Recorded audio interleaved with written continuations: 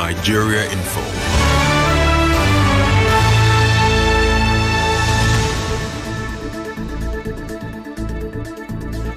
Good morning, it's Thursday, September 18th, 2025. Mental health is real. Seek help and the stigma. On the news this morning, Governor Fubara and Rivers State lawmakers set to resume after expiration of state of emergency. Minor standoff rocks Rivers Government House as sole administrator prepares to leave. Former governorship aspirant claims Governor Fubara will have zero powers. Analyst tells Nigeria Info what the federal government must do to sustain dwindling inflation rate. Details of these and more after this break.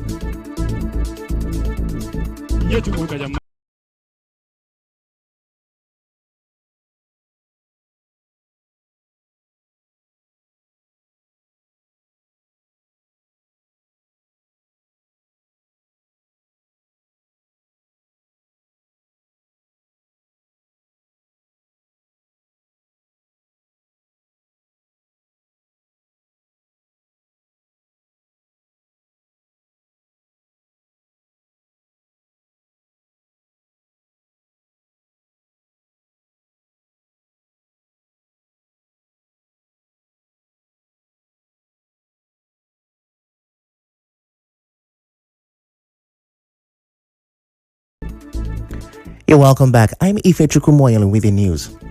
Now, Governor Siminalayi Fubara, his deputy Ngozi Mma-Ojo, and the members of the Rivers State House of Assembly are expected to resume today after their 6-month suspension by President Bola Tinubu. Exactly 6 months ago today, the president proclaimed the state of emergency in the state, which he said was necessary to stop a total breakdown of governance in Rivers State.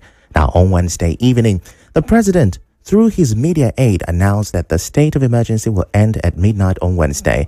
It is now 6 hours since the expiration of the state of emergency. Now, let's take you on a timeline of how we got here. The crisis that led to the emergency was triggered by a split in the Rivers State House of Assembly. While 4 lawmakers backed Governor Fubara, 26 stood with Speaker Martin Amehule, leaving the governor unable to present an appropriation bill. The Supreme Court later ruled that there was effectively no government in the state at the time. Against this backdrop and the seeming drums of war from both camps of the political divide, President Bola Tinubu declared the state of emergency. He admits there were dissenting voices, with over 40 court cases filed to challenge the declaration, but adds that such is expected in a democracy. He thanked the National Assembly, traditional rulers, and Rivers people for their support. To stabilize the situation, President Tinubu appointed retired Vice Admiral Ibokete Ibas as sole administrator. We have Nigeria Info's news manager, Ufoma Ebamano, joining us this morning to discuss the issues. Now, Ufoma, what's your take on the restoration of democratic governance in Rivers State? Good morning, Ife, and of course, good morning to everyone who's tuned in. I would say I'm very, very happy and excited. If I borrow the language that most Nigeria Info callers use, they will say it's a welcome development. Because let's be honest with ourselves, democracy, many people would argue, still remains the best system of government. In case many people do not know, over the last 6 months until 12 midnight this early morning, we have been in military dictatorship. Many people do not even know that. I've heard a few people call on the station and call on other stations, making some spurious accusations or saying certain things that they do not have facts to back it up. Guess what? If you were arrested, you would have spent at least 90 or 60 days in jail and nobody will do anything, because the president had declared that only the governor, his deputy, and lawmakers were suspended, and he allowed the judiciary continue. But suspending democratic tenets, many would argue, means that the police can arrest you, and unlike previously when the law says they should charge you within 24 to 48 hours, they could as well detain you for the next 90 days and nothing would happen. But most importantly, a lot of Rivers people would agree that governance has stalled. The state has gone backwards, so to speak, over the last 6 months. A lot of things that should have been done, to move the lives of Rivers people forward have stalled, all because of what I would think is slightly unnecessary but probably necessary, as the President Bola Tinubu did mention that he did this for the sake of rivers. If we take a timeline, it's not the first time we're having this. Back in the 60s, the Prime Minister at the time, the late Tafawa Balewa, did proclaim a state of emergency in the southwest region as a result of the Awolowo and the premier of the southwest region at the time. They were having, his supporters and themselves were having clashes. If you go all the way back to this Fourth Republic, we saw President Obasanjo do that in 2004 in Plateau State, and of course in 2006 in Ekiti State. For President Goodluck Jonathan, he did put a state of emergency in Borno and I think Yobe, but he did not suspend, democracy there. So the governor still stayed. The governor, by the way, is today's vice president. He remained as governor. Lawmakers remained there. So there's always been this argument. If you look at the Constitution in Section 305, it says the president cannot. He gave conditions that the president can. The language was remove a governor. But there was this play on semantics and words from the president. When the broadcast was made on March 18th, they did not say remove. They said suspended. So it's brought up a lot of legal challenges to the point where I would think that this should have been challenged in court. It was, but I think the governors of the PDP, 6 months later, were yet to get anything out of it. Even the legal challenge here in Rivers State, the court ruled a few days ago that the person who brought the case did not have that they can't hear the case except the Supreme Court. For me, finally, I think what the president has done, as much as you would argue that it has brought peace to Rivers, it has set a dangerous precedent that I can bet you another president will do same. There you have it. That was Nigeria Info's news team lead Ufoma Ebamano. Thank you so much. Now, turning our attention now to some residents in Port Harcourt who are divided over the end of the emergency rule. While some say little has changed, others insist peace will only come if Governor Fubara governs without interference.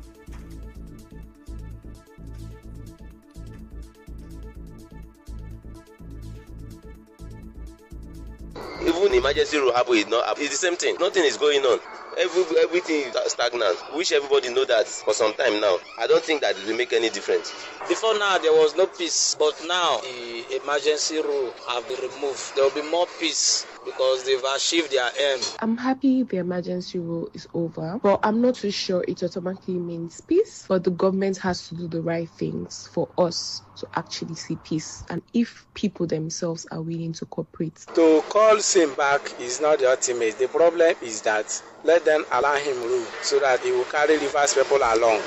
In the same vein, FCT Minister Nyesom Wike has praised President Bola Tinubu for lifting the state of emergency in Rivers State. Wike says the president's action has restored democratic governance and renewed the people's confidence in his leadership.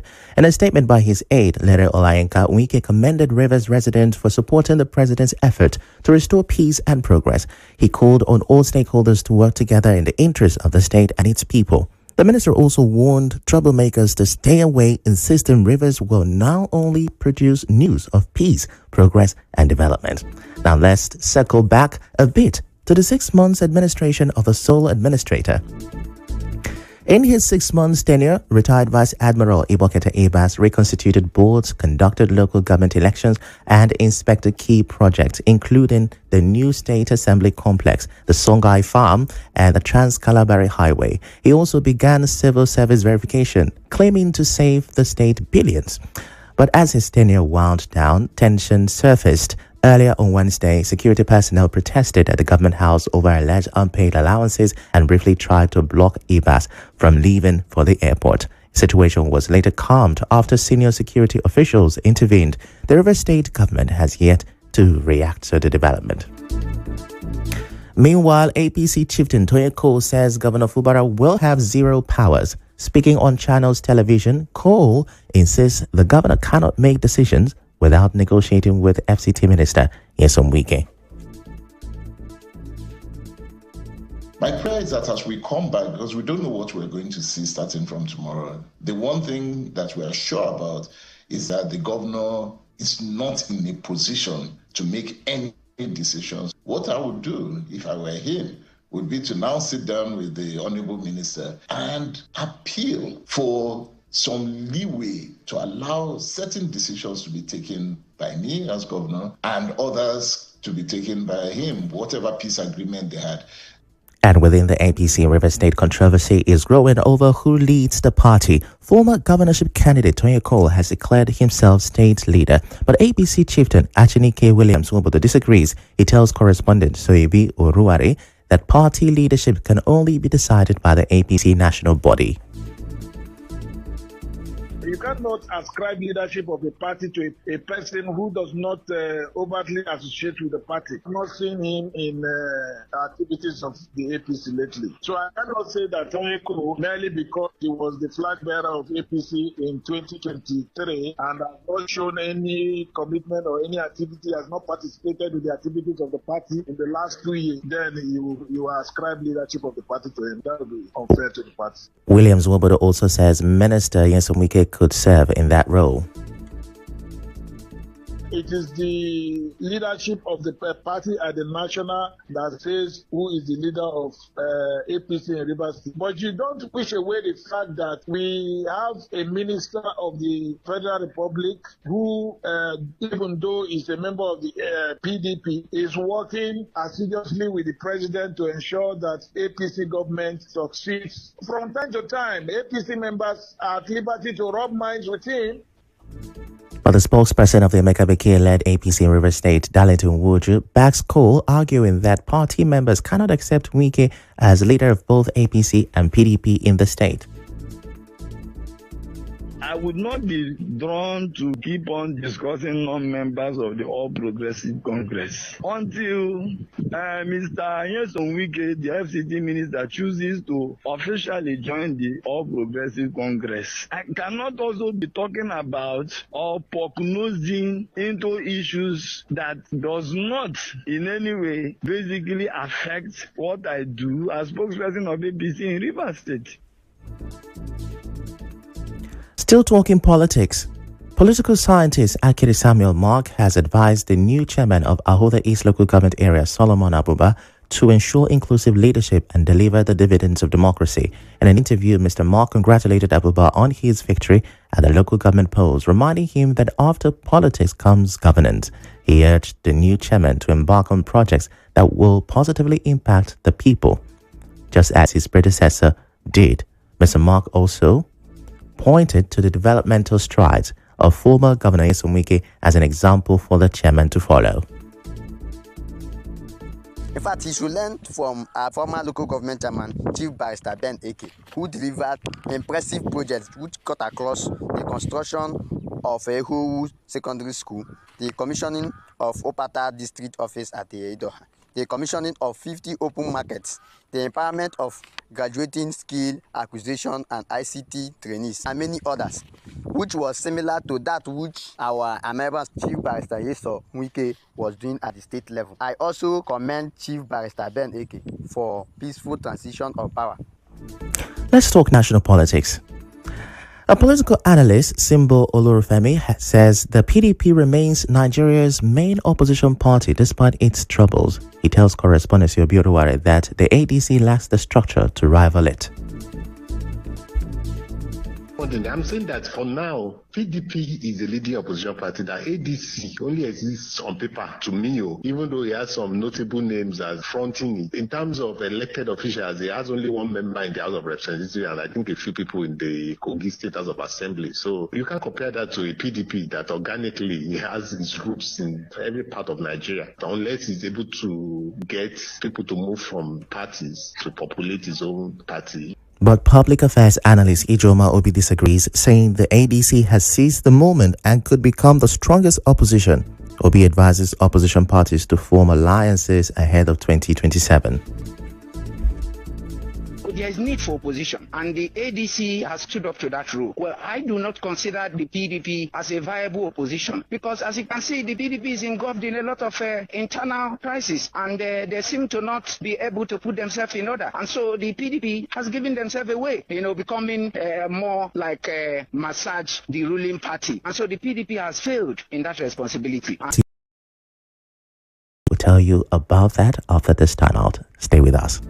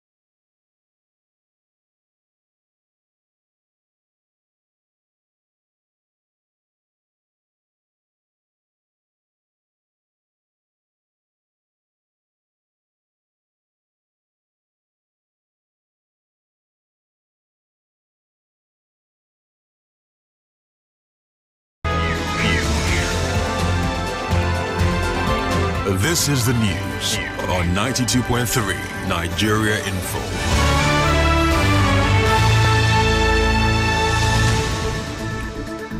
You're welcome back. Now, scores of youth in Rumoparali, Obiakpo local government area, staged a protest on Wednesday over the poor state of the Rumoparali road. They blamed the damage on heavy-duty trucks and tipper operations by companies in the area.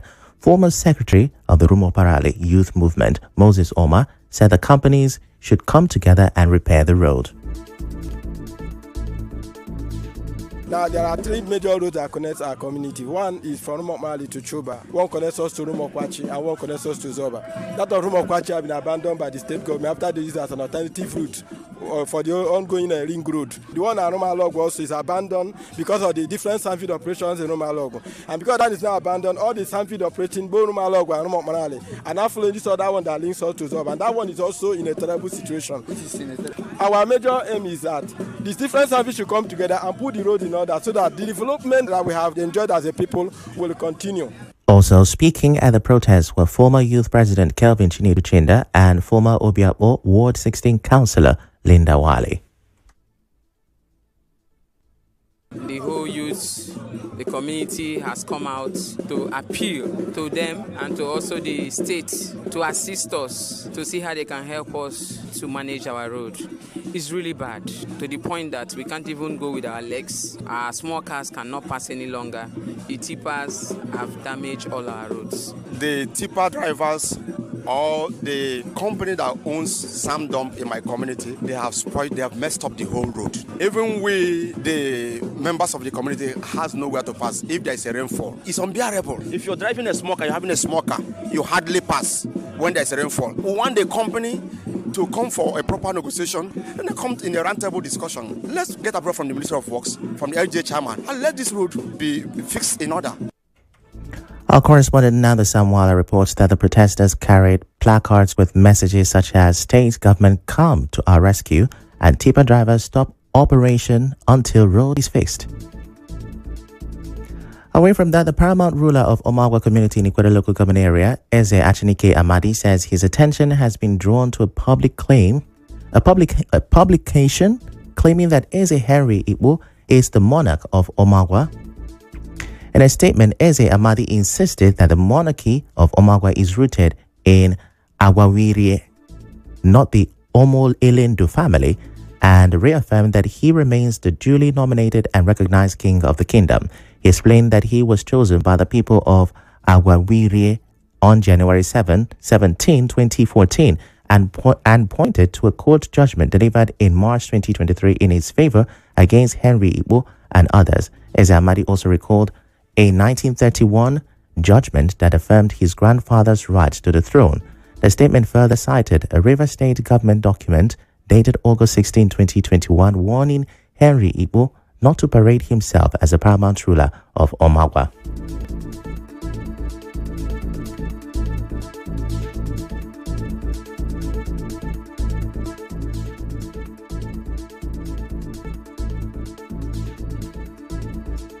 And now the West Africa Container Terminal has commissioned a newly renovated 10-room teachers' quarters in Ogubolo local government area of Rivers State.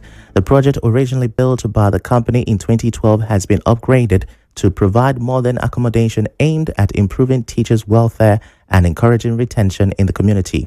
Chief Finance Officer of APM Terminal Nigeria, Courage Obadaboyi, says the project reflects the company's commitment to education and community development.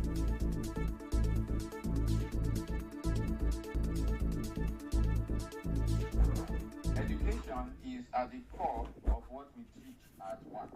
These upgraded teachers' quarters reaffirms our commitment to our CSR initiatives. We believe our teachers need to be taken care of.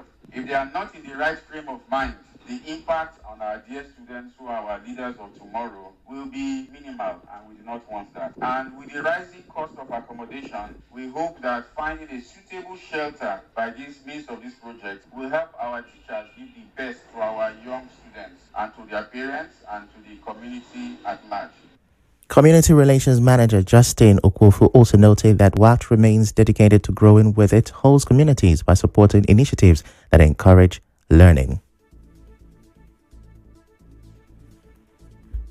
We believe that with this project, teachers' retention in the community will be maintained so that they can also impact on the students. But one of the challenges we have, especially for even the coppers, you can see that we have a lot of youth coppers around, and when they are posted to the community, it's always difficult for them to have accommodation, a good accommodation for them to live. And most of them, they occupy this facility, and it's also close to their school. So from here, they can actually trek to the school. So this project actually also falls within our four thematic areas of intervention. So we work on the area of education, the area of health and environment, training and development, and also infrastructure development. So the Secretary of the Ogu Divisional Council of Chiefs, Chief Lawrence Obobo Inuma, commended the effort, stressing that the project will go a long way in retaining teachers in the community. Now, community leaders and residents described the intervention as timely and impactful. The project forms part of WACT APM Terminal Nigeria's wider corporate social responsibility focus, which includes education, health, environment, training, and infrastructure development. Now to business. Nigeria's economy is showing some stability as headline inflation eased in August, the first time in several months. And financial expert Dr.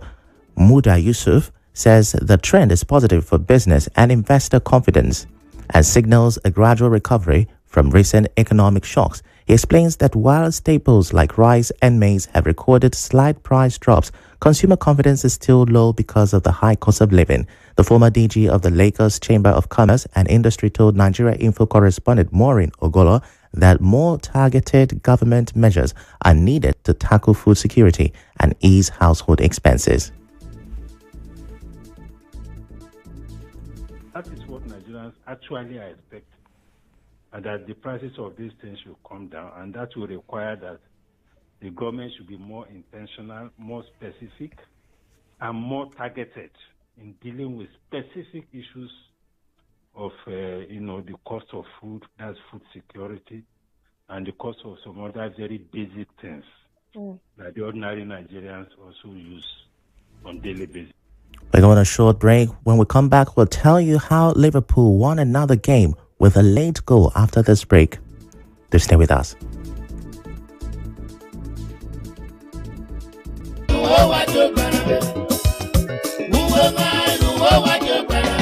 The Obolo Dynasty Royal House of Ajah Village in Ataba Kingdom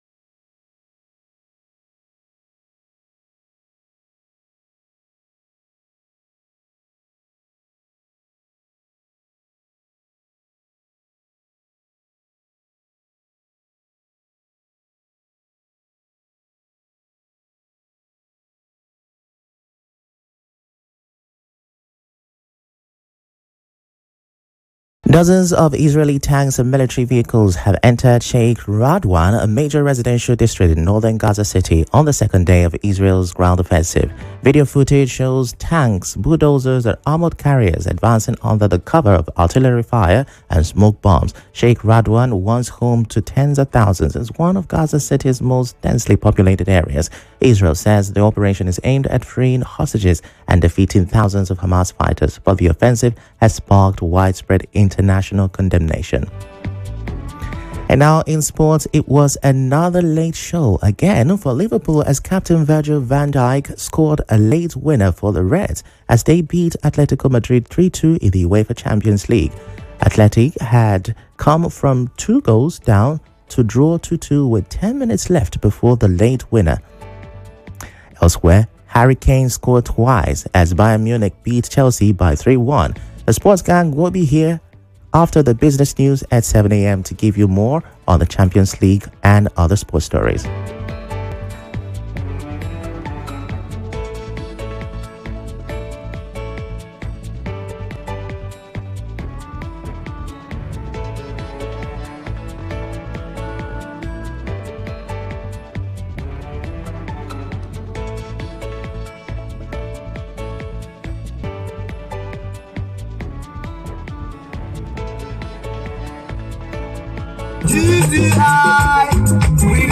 GDI.